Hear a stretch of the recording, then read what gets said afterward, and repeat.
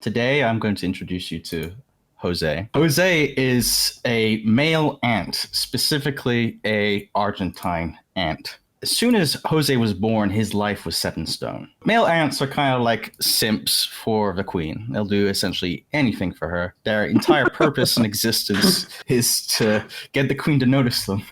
Did you make that graphic? Did you No, find I that did. online? I found it, and if I find something, it means that I'm correct. That's brilliant. And you're probably all wondering, like, Crusty, why are we talking about ants? This seems very off-brand for you. And I would say, on the contrary, you see, without even noticing, we are currently in a full-scale, multi-faction global armed conflict on a scale never seen before in history. You see, Jose belongs to the Argentine faction. And sure, we're talking about ants, and it's not exactly the most interesting topic ever, but I thought what attracts the American audience more than anything? Taxpayer dollars and adding a Subway Surfer clip to the side of the presentation.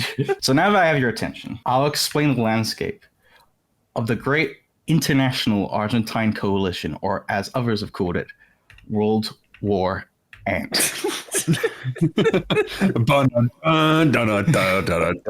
I still don't know where this is going.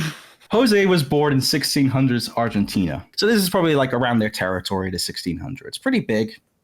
Taking a lot of South America up. They're really unique in the sense that they can have lots of queens at the same time. And this has kind of led to the mass population. Because there's so many queens, genetic mutations were pretty common. Jose is very racist.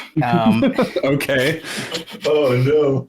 If he sees a different type of Argentine ant, he attack other Argentine ants. And so this has kind of led for millions of years being like a massive global civil war, essentially, in South America. Think of, a Horus Heresy scenario. I'm still over here scratching my chin and wondering, is this presentation really just going to be about ants? You wait, baby, because everything changed one day. Jose is doing his thing. All of a sudden, guy cuts down his tree. His trees then put on a boat and sailed across the Atlantic. He makes it to a port in some place called Spoon, Pain, I don't know. I don't really speak ant. We're gonna skip over a lot of time now. We're talking Jose's great. We're just gonna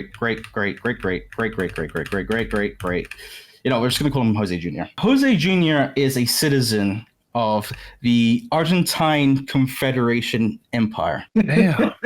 Dude, they made some fucking conquest. Yeah, they're making some gains. Obviously through trade and all that stuff. They managed to create the world's largest ant empire in history, with its European territories being the largest interconnected colony system ever recorded. Do you think that Argentinian ants in Australia and Argentinian ants in Spain speak the same ant language? Look at them. They're slightly different color ant. So how does this matter to you, the American taxpayer or Australian taxpayer? The empire managed to move up the Civ 5 tech tree. I don't know if they built the Great Library or something. If but they you're about managed to tell me the get ants are in the Bronze Age, I'm going to freak out.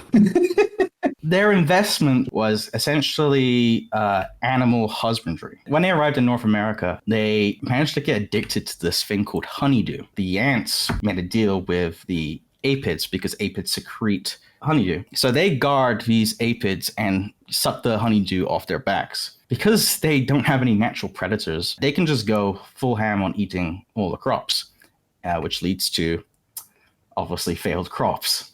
And so a lot of farmers around the world are losing all their crops, but don't be frightened because we have a contender. In the 20th century, something weird happened in the American Argentine colony. The Fire Nation showed up. Meet Matthias. He comes from the Fire Nation. They decided to make their own empire. Jesus. The sun will never set on the Fire Nation. Yeah. They showed up essentially on the South Shores of the United States a few decades ago and managed to kind of take up all the Dixie territories. Wait, Crusty, who made these maps? I did. Yes. In the American front, where they're battling the Argentine ants, this is kind of what the front line looks like. Now, I want to be clear, it's very hard to draw a hard line of where these ants are because they kind of interlock with each other, and some ants will show up on parts of another ant's territory, and things like that. But generally, the average like territory of these ants is essentially the south invading the north. To us, they're just ant wars, but to these ants, this is like full on like Warhammer 40k shit. And a perfect example of this is a case study of the Battle of San Diego. This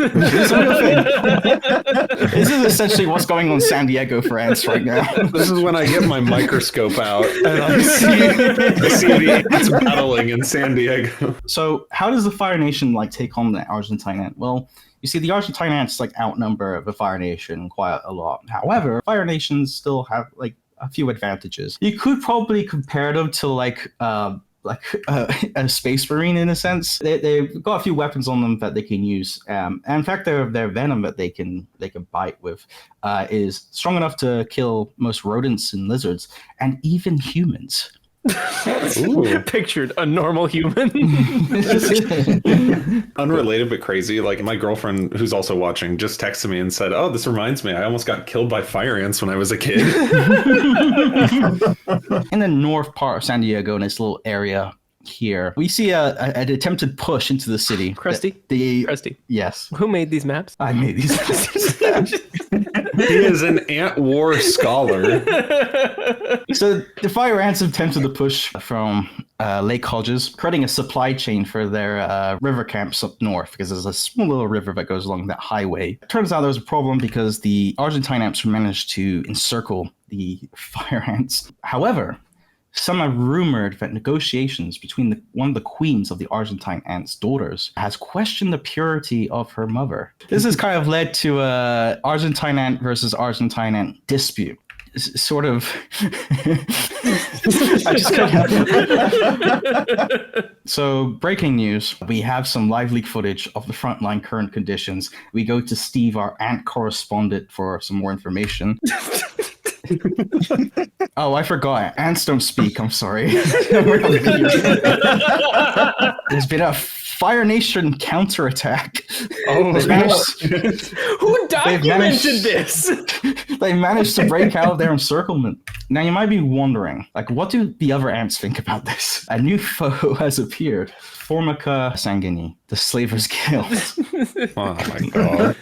These ants have slaves. And how do they, like, acquire these slaves, you may ask? The queen will walk out of her nest and go find another species nest. And then she makes it her way to the other colony's queen. And then she goes and kills the queen and like covers her body in all her body parts and liquids and things like that. The ultimate disguise. The other ants watching this in real time are completely fooled by this talented masquerade.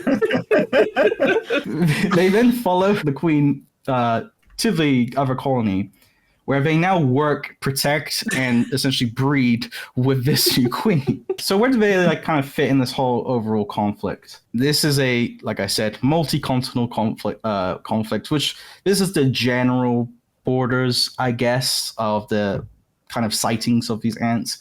I'm no expert, but I'm going to put my 2 cents on this. The Fire Nation appears to be doing well in North America, on the American front. They have the numbers to keep going while having the advantage of low mutation in the long term, which will be the Argentines' downfall. I believe their mass populations will eventually lead to mutations and civil war, as we've seen before in the US conflict. Their probably best hope is Australia and Africa, as it's pretty early on in their mutation cycle. Where do I see this going? I have a dream that little baby red ant can play with little baby darker red ant. I have a dream that male Argentine ants can be treated like women Argentine ants. And I have a dream that Jose Jr. and Matthias can come together and put down their arms and unite for a better world for ants. Crusty, that was by far the most in-depth presentation I've ever seen about international ant border wars. What if it's me looking down on me? The world above must also be